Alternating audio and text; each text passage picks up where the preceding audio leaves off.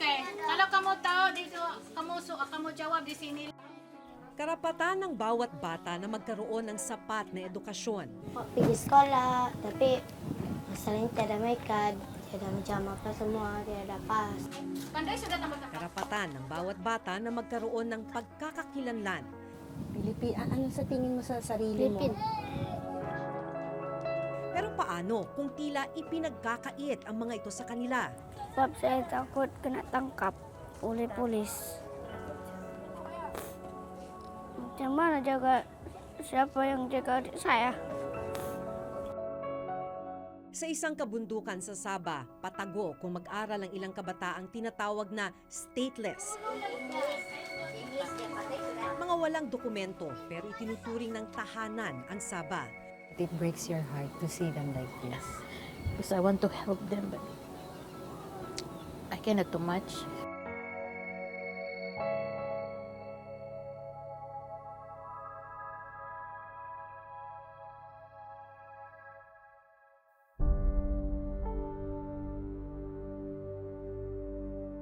Doon actually tayo galing, kung saan daming tindahan, daming kainan. Pero yung komunidad kung saan tinuturuan yung mga bata, nandito sa likod ng parang talahiban.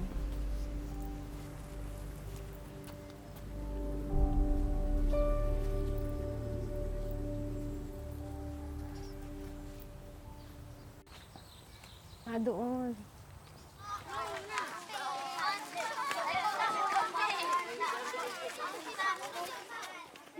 Naabutan naming paakyat ng bundok sina Nico, 10 taong gulang, at Christine, 12 taong gulang. Itatago namin ang kanilang mga mukha at tunay na pangalan dahil posible silang mahuli ng mga Malaysian authority. Nandito tayo ngayon sa Sabah, kasama ang ilang tinatawag na stateless children. Stateless dahil wala silang birth certificate sa Pilipinas, wala rin silang papeles dito sa Malaysia. Papunta yung mga kasama nating mga bata sa isang makeshift classroom. At kung mapapansin ninyo, medyo nasa isang liblib na lugar tayo. Liblib dahil sila mismo nagtatago sila mula sa otoridad dahil sa takot na kapag sila'y mahuli, madedetain sila at ide-deport.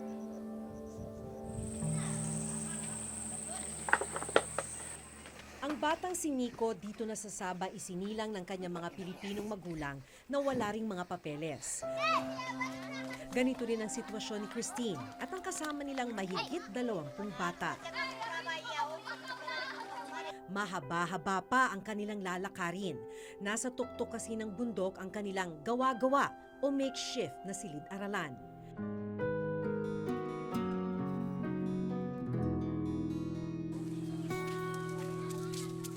Bukod sa maputik,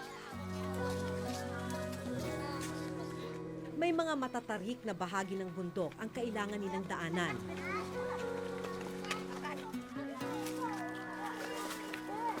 Pero tila sanay na sina Nico at Christine. Bakit gusto mong nagpupunta dito pagka may nagtuturo? Sebab saya mau pandai, mau jadi cita-cita lawyer, mau keluar negeri. Bakit gusto mong maging lawyer? I want to help my parents. You want to help your parents. Yes. I want to work. You want to work. You want to earn money. Yes. Dahil dito na sila sa Sabah, hindi marunong magsalita ng wikang Filipino ang mga bata. Ang alam nila, wikang Bahasa Melayu. Pag nagpasok ka ng eskwela, ano yung gusto mo? Ano yung pangarap mo? Ano yung gusto mong maabot? Mau jadi cikgu. Sebab bikin pintar budak-budak. Naniniwala kang maaabot mo pa yon na magiging teacher ka? Iya. Aku mau balik kampung di Filipina.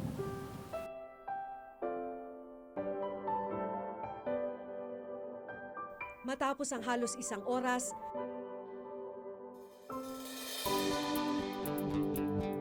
naabot na namin ang tuktok ng bundok.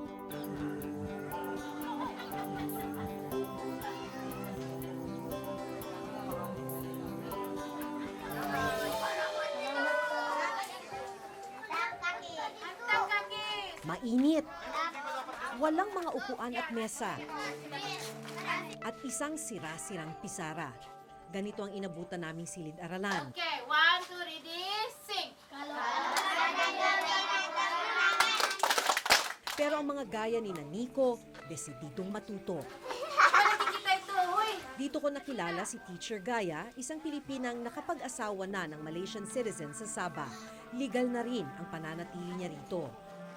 Mahigit 10 taon na siyang nagtuturo sa mga stateless na bata sa komunidad. Bakit niyo itong ginagawa? Why do you do this for the children? I can see the needs of the children. When I see children around, especially these children who say that they are poor, they cannot able to go to school. Gustong-gusto talaga nilang maghawak ng pencil. Kasi yung iba nga hindi, what is pencil, hindi nila alam. Ito yung mga importante ba? And make me a challenge that I was also captured by police and I went to the detention. Mostly Filipinos, they don't know how to write names. Why? Because they are not educated. Dahil bawal po sila sa loob ng eskwelahan. Yeah. So, take me a challenge here that can I do something for the community? I'm a Filipino. And who will help the Filipinos children? Okay, kalau kamu tahu dito, kamu jawab di sini. Sa murang edad, naiintindihan na nila Nico at Christine ang mga limitasyon nila dahil sa pagiging stateless. Sa pagkakaalam mo, bakit hindi kayo makapunta ng eskwela? Sebab kami tiada may kad. Pero gusto mo. Bakit mo gusto sana na sa tunay na eskwelahan ka nag-aaral? Sebab bikin pintar. Sa tingin mo, mas marami kang matututunan pag sa eskwelahan. Iya. Gusto mo rin magsuot ng uniform. Macam mau juga lah macam gitu. Macam mau pergi sekolah. Tapi masalahnya tiada may kad. Tiada macam apa semua. Tiada pas. Tagalog.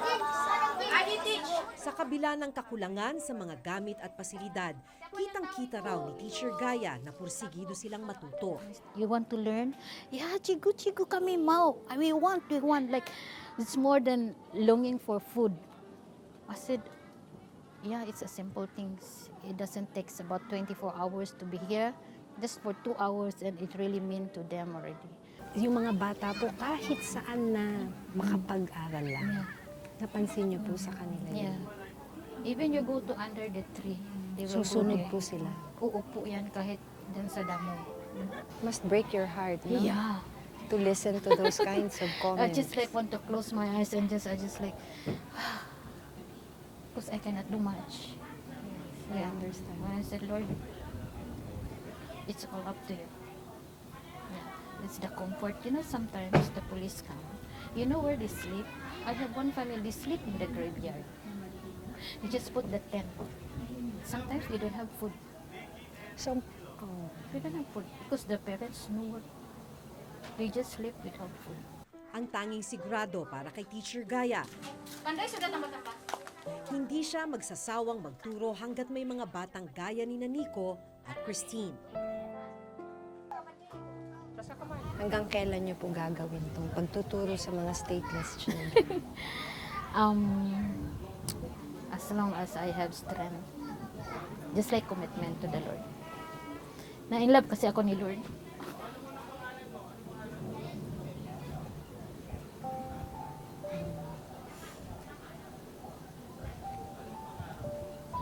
But it breaks your heart to see them like this. Because I want to help them, but I cannot do much. But I'm still praying that our government can do something. Marunong na ba kayong magtagalog kahit konti? Opo. Opo. Ano to? Ilan to? 5. 5. Siyam. Ano pa yung mga gusto mo kasing matutunan? Kaya gusto mong magpunta sa tunay na eskwelahan? Oh, belajar bahasa Inggeris. Jadi pandailah yang itu je. Iya, sama macam Melayu. Gusto mo pa na matutong mag-English. Bakit? Sebab saya kalau pergi negeri lain lah, saya pandailah bahasa lain. Makahanap ng trabaho. Iya. Bukod sa Malay at Ingles, tinuturuan din ng mga bata ng wikang Filipino. At kahit ni minsan, hindi pa sila nakatungtong sa bayan nila sa Pilipinas, pangarap nilang makapunta rito balang araw. Tingin mo, Pilipino ka o Malaysian? Pilipinas. Ano sa tingin mo sa sarili mo? Pilipino. Yes. Saan mo gustong tumira? Dito o sa Pilipinas? I want to. Dalawa. Gusto mo maging Pilipino at Malaysian din. Yes. Yes. Kaya gusto mo ring matutong mag-Tagalog, Filipino. Yes. Bakit gusto mo na Pilipino at Malaysian ka? Dalawa. Sebab saya mau tengok dua-dua. Kebahagiaan. Sebab saya mau tengok kebahagiaan dua-dua. So gusto mong makita ang Pilipinas. Ya. Sa bawat araw ng mga bata sa bundok, nasa likod ng kanilang mga isip ang takot na baka mahuli ng mga pulis. Kaya ni makapasyal sa syudad, hindi nila magawa. Kalau macam ada polis datang, terpaksa lah saya tapuk. Paano kayo nagtatago? Dekat bawah, dikumus dengan mantah. Saya dekat dibawa kolong.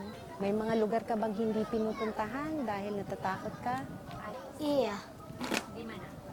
Macam mau pergi keke, mau pergi nanam, cari kerja tidak dapat. Tapi dekat keke banyak polis, macam ada mau cek pas, mekad. Kaya dito ka na lang. Hindi ka lumalayo dito. Iya, tidak dapat jalan. Ang ikinatatakot ni Nico at Christine, naranasan ng 10 taong gulang na si Adam.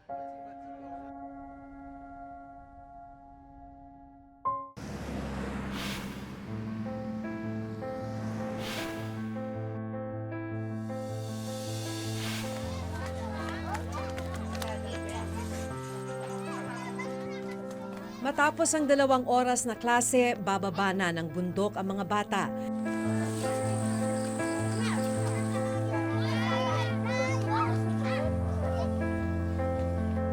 Kabilang sina Nico at Christine.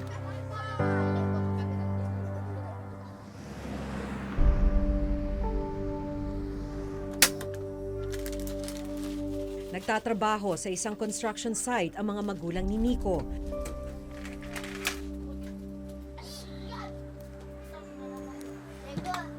Kaya siya ang nag-aalaga sa kanyang mga kapatid pagkatapos ng klase.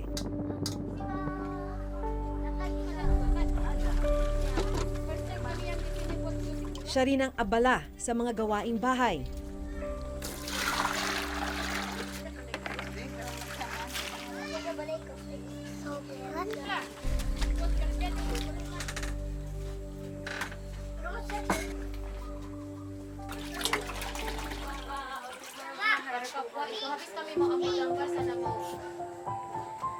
Pagkatapos alagaan ng mga kapatid, ballpen at isang lumang notebook naman ang kanyang haharapin. Para kay Nico, hindi natatapos sa kanilang silid ang kagustuhang matuto. Saya suka sekolah. Saya mau kerja lawyer, mau tolong ibu bapak. Dahil stateless o walang nasyonalidad, laging nangangamba si Nico na mahuli ng mga pulis at makulong. Naging kalakaran daw kasi sa Sabah na i-detain ang sinumang walang papeles sa Sabah, bata man o matanda, bago sila ibalik sa Pilipinas. Kung tutuusin, labag ito sa UN Convention on the Rights of the Child kung saan nakalagda ang Malaysia.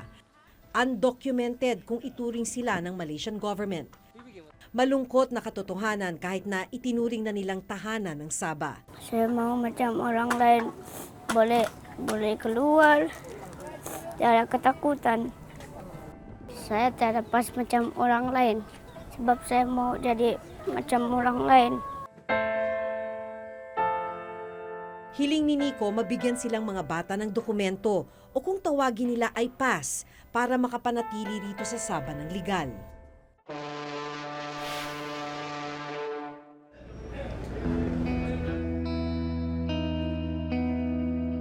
Ang kanilang kinatatakutan naranasan ng 10 taong gulang na si Adam. Nakulong siya sa Sabah at na-deport sa Pilipinas kasama ang kanyang ama na si Labsan, 38 taong gulang. Naabutan namin ang mag-ama nang ma-deport sila sa Zamboanga City noong November ng nakaraang taon. Mahirap talaga, pati yung pagkain sa kulungan. Ang konti na lang pinagkain kasi ano-ano naman ang pinakain. Kahit yung tubig, madumi naman. Ilang buwan kayo doon? 4 na buwan. Minsan kamali ka lang, kahit hindi pa, binubugbog na lang talaga. Matapos ang kalbaryong dinanas ni na Adam, bumalik sila sa Pilipinas para muling makapagsimula. Hanggang ngayon may claim ang Pilipinas na bahagi ng teritoryo nito ang Sabah. Dahil pinaninindigan ng gobyerno natin na atin ang Sabah, hindi nagtatayo ang Pilipinas ng embahada o konsulado sa pulong ito. Kaya para sa mga Pilipinong nakararanas ng problema sa Sabah, kailangan pa nilang dumulog sa Kuala Lumpur. Of course, hindi natin iiwan yung claim natin doon. However, meron tayong mga certain operations which are very legal, very respectful of the Malaysian government, where we try to help our Filipinos there by consular missions, health missions, or schools that we put up there, or learning centers to help our Filipinos. Para sa isang international law expert, hindi raw sapat ang mga ginagawa ng gobyerno para lubusang matugunan ang mga problema ng mga Pilipino sa Sabah, lalo na ng mga stateless na kabataan dito. Malaki talaga yung kakulangan ng ginagawa ng ating pamahalaan dito sa issue na to. No? Ngayon, kung seryoso sila na hindi nila i-give up yung claim na yon, no? Dapat kahit kaunti man lang, ay mayroon silang efforts, mayroong pondong inilalaan para siguraduhin na yung status ng ating mga kapatid doon ay hindi nanganganib, no? Dahil hindi pa rin nare-resolba ang agawan ng teritoryo ng Pilipinas at ng Malaysia, ang mga kabataang gaya ni Nico at Christine ang naiipit at hindi nabibigyan ng kanilang pangunahing pangangailangan gaya ng edukasyon at serbisyong medikal. Definitely, they are not being ignored. We have them in mind. That is why the Department of Foreign Affairs through the Philippine Embassy in Kuala Lumpur is fully engaged in making sure that their needs are met. Katulong ng Department of Foreign Affairs ang Department of Education para matugunan ang pangangailangan ng mga kabataan sa edukasyon sa Sabah. Sa tala ng DFA at DepEd, nasa 30,000 ang stateless children sa bansa. 2 teams na ang pumunta doon. Ang ginawa natin, nag-train tayo ng mga teachers. Itong mga batang ito ay Pilipino. Maski wala silang papel na dala-dala, ay Pilipino pa rin sila. Pero ang mas malaking tanong, paano masisigurong hindi mahuhuli at makukulong ang mga bata? They cannot go around. Why? Kahit minsan doon sa labas na pinaparkingan ng karita, may police din magdating. So when they see the car, the police car, they were scared. They will hide. We also engage the government of Malaysia constantly and ask them to, recognize the human rights of our Filipino kababayans here in this part of Malaysia. Human rights is a basic right. Education, healthcare is something that we should provide.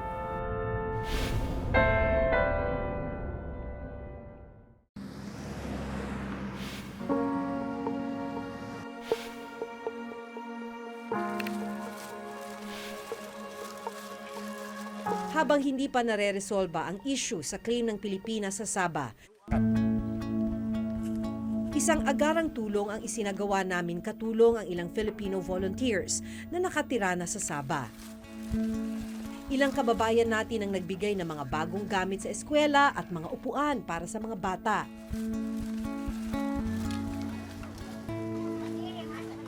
Sa Gumbirala, dapat buku, pensel, warna.